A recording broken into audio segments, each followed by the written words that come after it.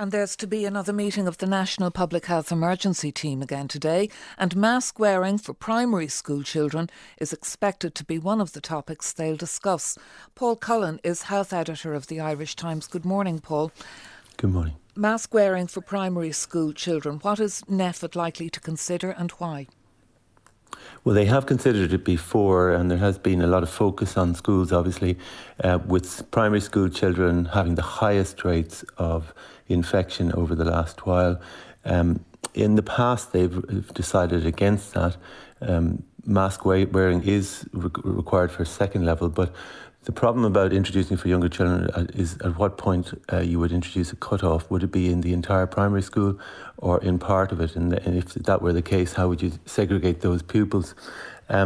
So we already know that NPHET is not planning to make major or announce major recommendations this week, but that's likely to happen next week. But it's certain that the discussion of mask wearing is likely to feed into its proposals for the Christmas period. And you say any further major decisions will not happen until next week. What are the trends suggesting this weekend, and what kind of measures might be considered next week? Do we know? Yeah, I mean, we've already heard from government that there is some early encouragement being taken from the trends.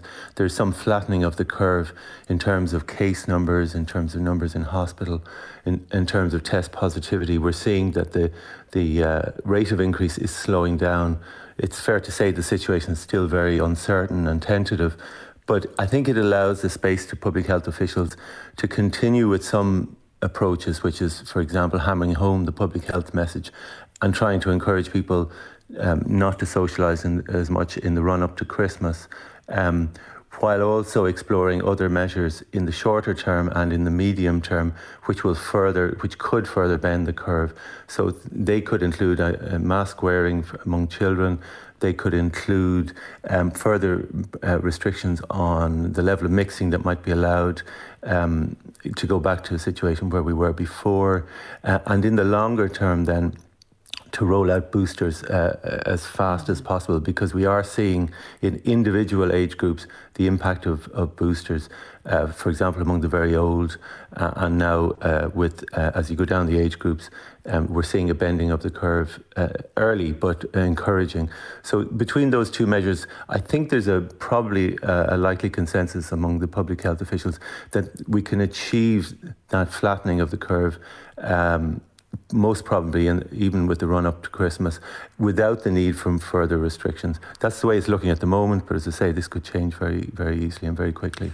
Where is the government at on the booster rollout, and what's holding back faster rollout?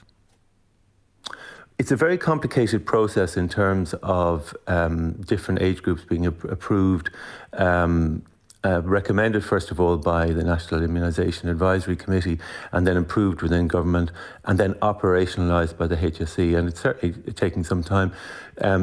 Following Paul Reid's appearance at an Oireachtas Health Committee yesterday, it seemed to be that over 50s, for example, we're going to have to wait till, well, after Christmas and into the new year to be substantially done, when the impression was given last week that we were already substantially beginning the boosting of this age group.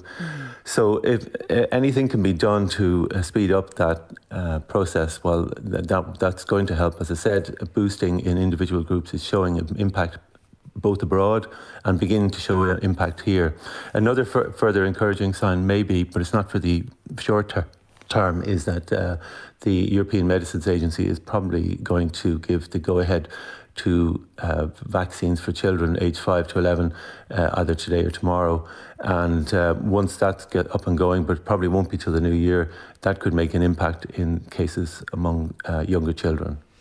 And where is NIAC in terms of the people who got the one-shot Janssen vaccine, the intervals on people who got the two-dose AstraZeneca, and also they would then have to consider, wouldn't they, that EMA recommendation if it does come through on vaccines for 5 to 11-year-olds?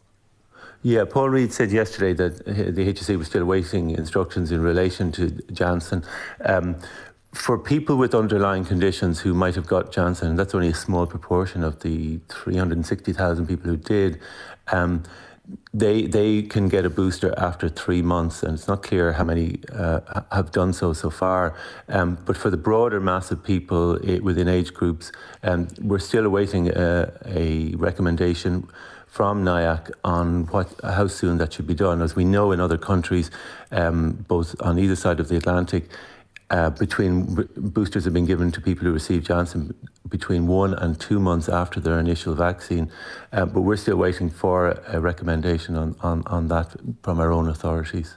All right, thank you for that, Paul. That's Paul Cullen, health editor with the Irish Times.